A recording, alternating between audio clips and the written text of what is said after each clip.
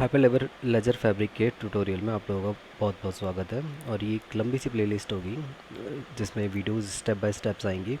और इसमें मैं आपको स्क्रैच से बताऊंगा कि किस तरीके से प्राइवेट ब्लॉकचेन नेटवर्क को सेटअप किया जाता है यूजिंग हाइपर लेजर फैब्रिक। सो इसके अंदर हम लोग सबसे पहले जानेंगे कि हाइपर लेजर फैब्रिक को सेटअप करने के लिए क्या क्या फाइल्स रिक्वायर्ड होती हैं, उनको हम लोग अपने सिस्टम में इंस्टॉल करेंगे। इंस्टॉल करने के बाद मैं आप लोगों को फ़ाइल भी प्रोवाइड करूँगा डिस्क्रिप्शन में, जिन फाइल्स को आप एक्सेस कर सकते हैं वहाँ से। इसके अलावा फिर एक बार वो फाइल्स हमारे सिस्टम में अवेलेबल हो जाएंगी, देन उसके बाद हम लोग आगे की तरफ बढ़ेंगे और हम लोग क्रिप्टो मटेरियल को जनरेट करेंगे। देन स्टेप बाय स्टेप मैं आपको गाइड करता रहूँगा और सारी की सारी चीज़ों को एक एक करके हम लोग सेटअप करेंगे। फ़िलहाल जो इस वीडियो के लिए रिक्वायर्ड है उसको स्टार्ट करते हैं। सो आप लोग अपना अपना VS कोड ओपन कर लेंगे। VS कोड ओपन करने के बाद आपको सबसे पहले एक फ़ाइल बनानी है जिसका नाम रखना आप लोगों को प्री रिक्वेस्ट फाइल। सो इसके अंदर बेसिकली सारी की सारी वो चीज़ें होंगी जो हम लोगों को नेटवर्क को सेटअप करने से पहले इंस्टॉल करनी है। सो इसके अंदर आपके पास क्या क्या चीज़ें रिक्वायर्ड है वो सारी की सारी मैं आप लोगों को एक एक करके दे दूँगा। सो मेरे पास ऑलरेडी डाटा पड़ा हुआ है, डेविन डाटा, तो मैं वहाँ से इसको इंस्टॉल करके ला दे रहा हूँ आप लोगों के लिए। तो इसके लिए हम लोगों को बेसिकली चाहिए सबसे पहले सारा का सारा नेटवर्क जो होगा हमारा वो ubuntu पे रन करेगा। तो करेंटली मेरा जो ubuntu वर्ज़न है 22.04 है। आप लोग भी अपना वर्ज़न चेक कर लीजिएगा कि आप लोगों का वर्ज़न क्या है। ओके,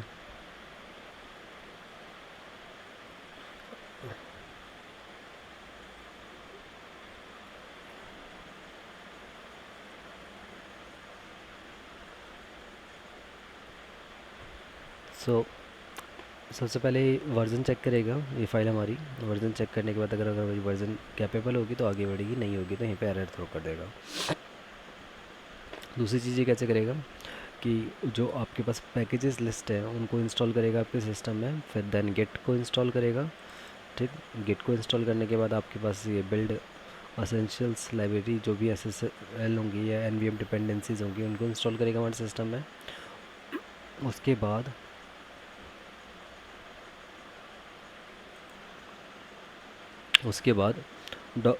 डॉकर को इंस्टॉल करेगा, फिर डॉकर कंपोज को इंस्टॉल करेगा। दोनों के दोनों डिपेंडेंसी इंस्टॉल करने के बाद पाइथन इंस्टॉल करेगा। पाइथन इंस्टॉल करने के बाद NGNXI चेक करेगा ये और उसको इंस्टॉल करेगा। इसके अलावा हमें MongoDB चाहिए होगा, MongoDB के अलावा हम लोग को JQ चाहिए होगा, और फिर सारे के सारे वर्जन चेक करके आप लोग को लौटा देगा। अभी क्योंकि ये सारी की सारी चीज़ें मेरे सिस्टम में पहले से अब इंस्टॉल्ड है तो मैं ये फ़ाइल फ़िलहाल रन नहीं करने वाला, लेकिन मैं आप लोगों के लिए चलिए मैं रन करके दिखा देता हूँ कि ये फ़ाइल रन कैसे करना है। तो सबसे पहले क्योंकि मैं करंटली ubuntu 22.0 यूज़ कर रहा हूँ, तो मैं इस पर्टिकुलर पार्ट को कमेंट कर देता हूँ, अदरवाइज़ ये एरर थ्रो करेगा। करंटली मैं चेक कर लूँ क्या क्या फाइल्स हैं मेरे यहाँ पर। तो LS में एक फ़ाइल है, इसको मैं रन करने के लिए SH और देन फाइल का नाम मारूँगा। तो इसने बोल दिया सब लाइन नंबर 27 पे एरर है एंड 27 पे ये एरर है। सो इस पूरे पार्ट को मैं कमेंट कर देता हूँ। सो पासवर्ड मांग रहा है मुझसे, पासवर्ड दे दिया मैंने इसको, पासवर्ड गलत दिया शायद मैंने इसको। सो पासवर्ड ले लिया इसने। सो एक करके सारी की सारी डिपेंडेंसीज मेरे सिस्टम में इंस्टॉल कर रहा है। सो ये डिपेंड करेगा आपके सिस्टम की स्पीड पे कि आपका सिस्टम अगर फास्ट है तो ये जल्दी हो जाएगा, और अगर स्लो है तो ये थोड़ा सा टाइम लेगा। ऑल्टो मेरा प्रोसेसर 16 GB रैम का है, सो दैट इज़ वाई ये थोड़ा सा फास्ट हो रहा है मेरे सिस्टम के अंदर। आपके में हो सकता है स्लो हो या फिर मेरे से भी फास्ट हो अगर आपके पास सिस्टम और अच्छा वाला है तो। और कोशिश करना कि हाइपर लेजर फैब्रिक पूरा का पूरा वो बंदों पर रन करें, और कोई चीज़ यहाँ पे और कोई ऑपरेटिंग सिस्टम को यूज़ करना आप अवॉइड करें। सो थोड़ा सा वेट कर लेते हैं। तो फाइल सारी की सारी इंस्टॉल हो चुकी हैं और डॉकर की फाइल का उसने बोल दिया है एरर। सो डॉकर डॉकर ऑलरेडी मेरे में इंस्टॉल्ड है, तो ये एरर आया, आपके में नहीं आएगा ये एरर।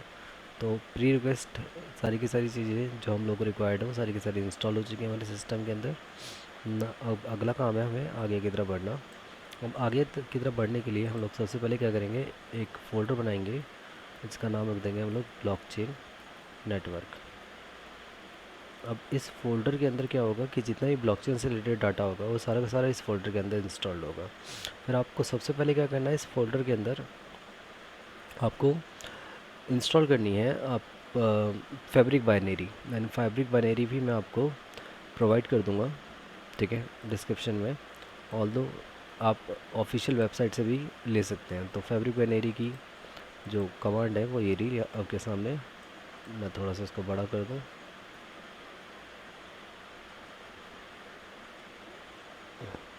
सो अगर मैं इसको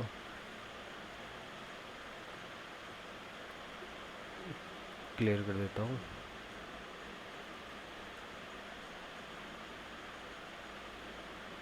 क्लियर ही कर देता हूँ मैं इसको। सो फैब्रिक बाइनरी इंस्टॉल्ड हो रही है मेरे सिस्टम।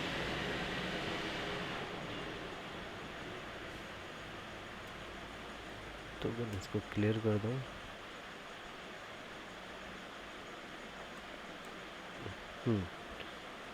देन इसको मैं पेस्ट कर दूँ। So I will provide you this particular link as well. मैं आपको ये लिंक भी प्रोवाइड कर दूँगा जिससे आप फैब्रिक बाइनरी को अपने सिस्टम में इंस्टॉल कर सकते हो। ये टाइम लेगा और यहाँ पे एक फैब्रिक सैम्पल का नाम का फ़ोल्डर क्रिएट हो जाएगा जिसके अंदर फैब्रिक बाइनरीज होंगी सारी की सारी। सो ये थोड़ा सा टाइम लेगा, जब तक ये इंस्टॉल नहीं हो जाता तब तक हम चेक कर लेते हैं कि इस फोल्डर के अंदर हम लोगों को क्या क्या मिल रहा है। हम लोगों को इसके अंदर कुछ डमी प्रोजेक्ट्स मिलते हैं हाइपरलेजर फैब्रिक के, जिनको हम लोग यूटिलाइज़ करके फैब्रिक सीख सकते हैं। तो ये इंस्टॉल हो गया हमारे में। सो इसमें हमारे पास दो फोल्डर बहुत ही ज़्यादा इंपॉर्टेंट है, एक बिन और एक कन्फिग। इन दोनों फोल्डर को कॉपी करके अपने ब्लॉकचेन नेटवर्क वाले फ़ोल्डर के अंदर हमें पेस्ट कर लेना है। फिर हमें इस फैब्रिक बाइनरी की इस टाइम में कोई रिक्वायरमेंट नहीं है, तो हम इसको डिलीट भी कर सकते हैं चाहे तो, ऑल्दो रहने दीजिए। तो फैब्रिक ब्लॉकचेन नेटवर्क वाले फोल्डर के अंदर आप लोगों को एक फ़ोल्डर क्रिएट करना, एक फ़ाइल क्रिएट करनी है जिसका नाम रखना है क्रिप्टो कन्फिग .yaml। और इस फाइल के अंदर हम लोगों को नेटवर्क से रिलेटेड सारा का सारा डेटा रखना है। सो जो हमारी अभी की फ़ाइल है, ठीक है, उसके अंदर हम लोगों ने क्या करना है, एक नेटवर्क क्रिएट करना है जिसका नाम होगा example.com। इसके अंदर एक ऑर्डर होगा और ऑर्डर के अंदर 3 ऑर्डर्स सब और होंगे, क्योंकि यहाँ पे हम लोग राफ्ट मैकेनिज्म यूज़ कर रहे हैं तो 3 ऑर्डर्स रखे हैं हम लोगों ने। और अगर मैं पीरियड्स की बात करूँ तो हमारे पास 3 पीरियड्स भी ले लिए मैंने। सो और ये फ़ाइल भी आपके पास मिल जाएगी आपको डिस्क्रिप्शन के अंदर। और ये मतलब टेम्पलेट फ़ाइल है और इसको आप डायरेक्टली भी इस्तेमाल कर सकते हो। और अगर आप चाहते हो कि ये फ़ाइल आई कहाँ से या कहाँ से आप इसको एक्सेस कर सकते हो, तो आपको कुछ नहीं करना, आपको क्रिप्टोजन टेम्पलेट करके आपको कमांड को हिट करना है। क्रिप्टोजन इंस्टॉल नहीं हुआ है क्या हमारे में?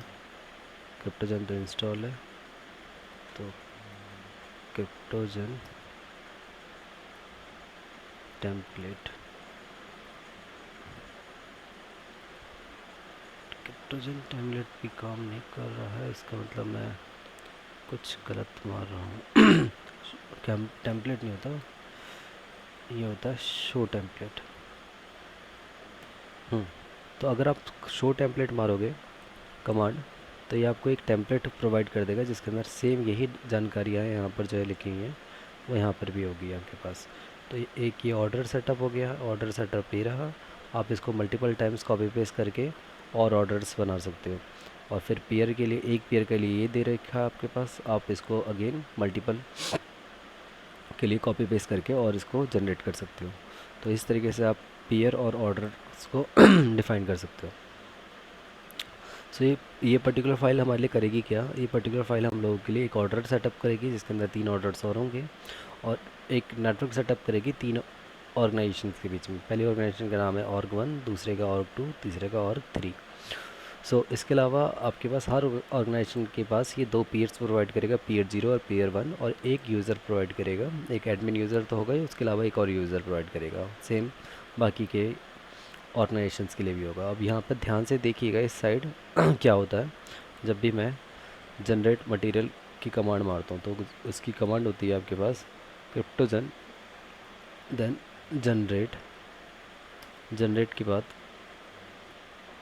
कन्फिग, और कन्फिग में आप लोगों को इनपुट प्रोवाइड करना जहाँ पे आपके पास क्रिप्टो कन्फिग फाइल हैगी।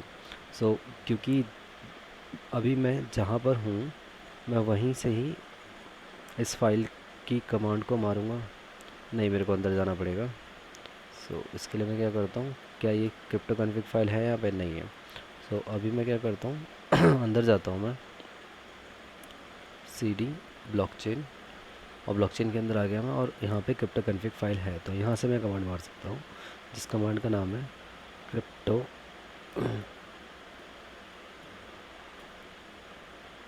जन, क्रिप्टोजन, और देन जनरेट, जनरेट के बाद कन्फिग, कन्फिग के बाद आपको फ़ाइल की लोकेशन मारनी है। तो क्योंकि फ़ाइल यहीं पर ही है तो मैं डायरेक्ट ये लोकेशन प्रोवाइड कर सकता हूँ, क्रिप्टो देन कन्फिग, और फाइल का नाम पूरा .yml।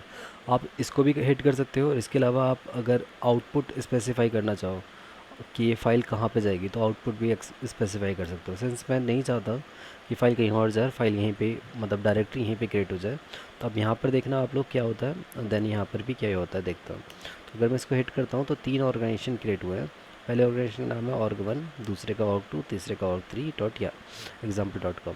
और यहाँ अगर देखोगे आप तो यहाँ पर क्या हुआ है कि क्रिप्टो कन्फिग नाम का एक फ़ोल्डर क्रिएट हो गया है। इस क्रिप्टो कन्फिग फोल्डर के अंदर एक ऑर्डर ऑर्गेनाइजेशन और कुछ पेयर ऑर्गेनाइजेशंस हैं। अगर मैं ऑर्डर ऑर्गेनाइजेशन की बात करूं तो वहाँ पर ऑर्डर्स हैं 3, जो कि मैंने यहाँ पे मेंशन किया था कि 3 ऑर्डर्स होने चाहिए। और अगर मैं पेयर की बात करूं तो 3 पेयर्स हैं यहाँ पर, जो कि मैंने यहाँ पे मेंशन किया था। और अगर मैं किसी भी एक पेयर के अंदर चले जाऊँ, 3 ऑर्गेनाइजेशंस हैं। अब अगर मैं किसी भी एक ऑर्गेनाइजेशन के अंदर चले जाऊँ तो उसके अंदर 2 पेयर्स होंगे, जो कि यहाँ पे मैंने मेंशन किया था। ठीक है, 2 पेयर्स होंगे। और अगर मैं यूज़र्स की बात करूं तो एडमिन के अलावा एक यूज़र होगा, जो कि मैंने यहाँ पे मेंशन किया था। ये सारी की सारी डिटेल, ये सारे का सारा डाटा इस फाइल के थ्रू, जो कि ये cryptoconfig.yaml फाइल के थ्रू यहाँ पे इंस्टॉल हुआ है। सो अभी के लिए इतना ही। नेक्स्ट वीडियो में मैं आपको ईच एंड एवरी फाइल से, ईच एंड एवरी फोल्डर के अंदर क्या क्या है वो सारा कुछ मैं आपको दिखाऊँगा। फ़िलहाल के लिए इतना ही। Thank you so much, bye bye, take care.